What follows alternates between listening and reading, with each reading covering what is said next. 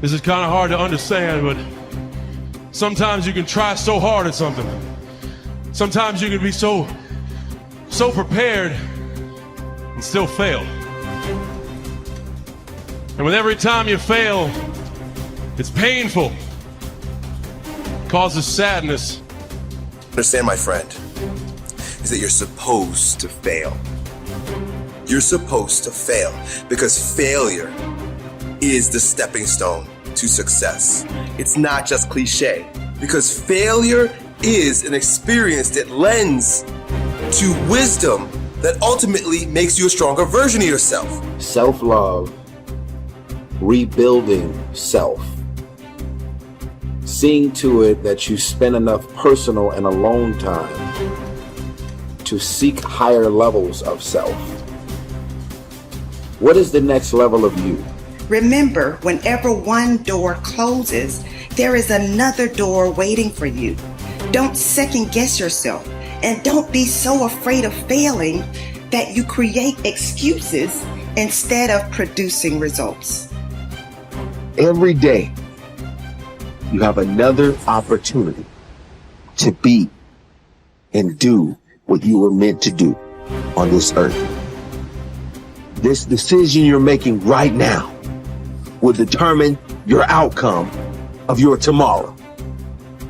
We don't have control over yesterday, but this decision that you're making right now will push you, will purge you, will drive you to have that fire down inside.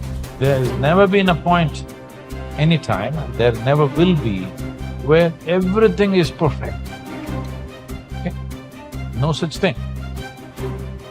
Because life is a possibility. Because it's a possibility, it cannot be perfect. Doesn't matter what we do, there's still something more to do. The possibilities when you do this, although unknown, are endless. But one thing is for certain, if you don't push yourself, nothing in your life will change. If you want a thing bad enough to go out and fight for it, to work day and night for it, to give up your time, your peace, and your sleep for it, if all that you dream and scheme is about it, and life seems useless and worthless without it, and if you gladly sweat for it and fret for it and plan for it, and lose all your terror of the opposition for it. Human being, you got unlimited potential.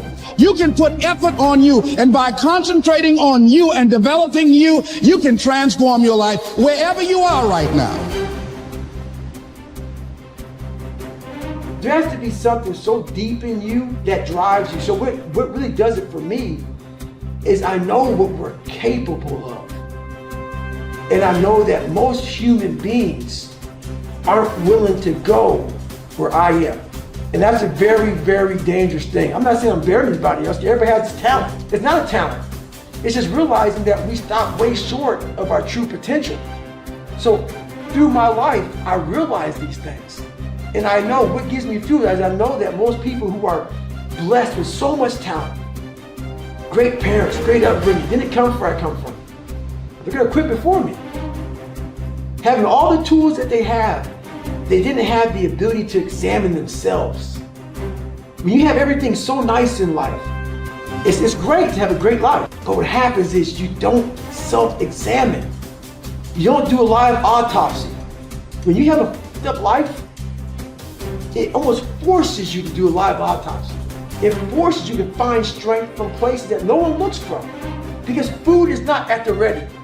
You know, I have a learning disability. It's not at the ready. I can't just pick up a book and start reading. Right. There's preparation behind everything I do. There's everything I do has to come with so much preparation. It's despicable. It makes me sick. My own personal life makes me sick. That's why I'm so disciplined now. Without my self-discipline, there is no David Goggins. Like, I can't stop reading. I won't be able to read tomorrow. I will lose it that fast. I cannot stop going to the gym.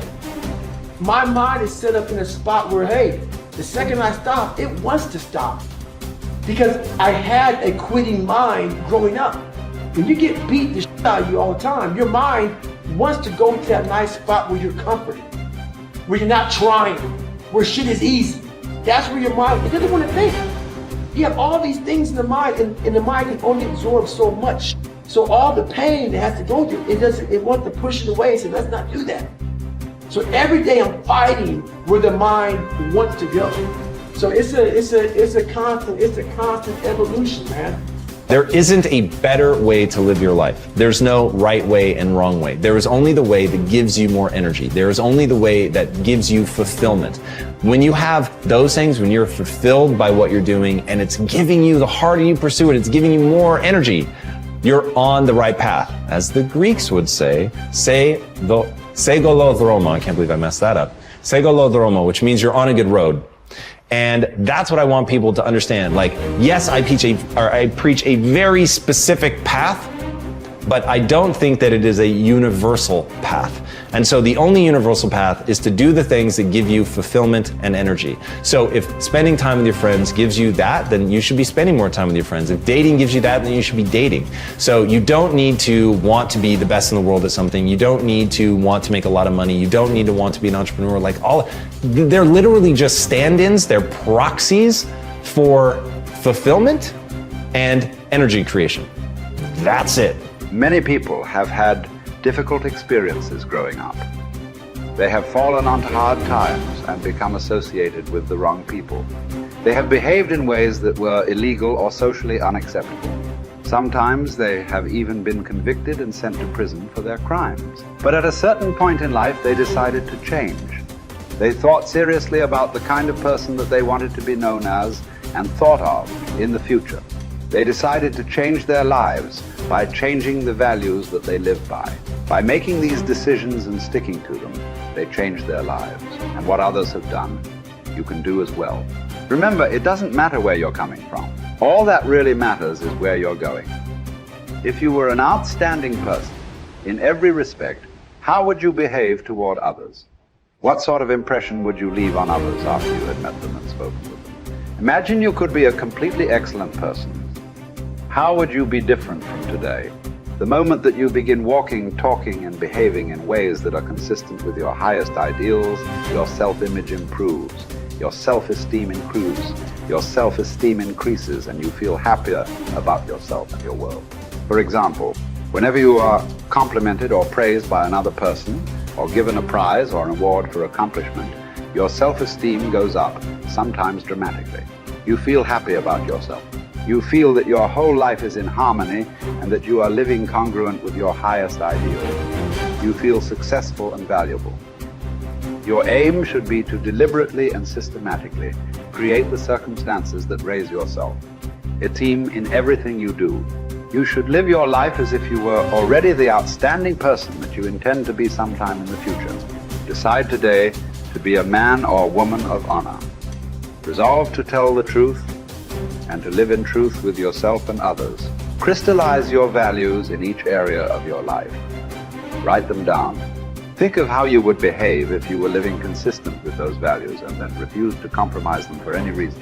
Once you accept complete responsibility for your life and for everything that happens to you, and then create an ideal picture of your perfect future and clarify your values, you are now ready to begin setting clear, specific goals in every area of your life. You are now on the launching ramp and ready to take off toward the stars.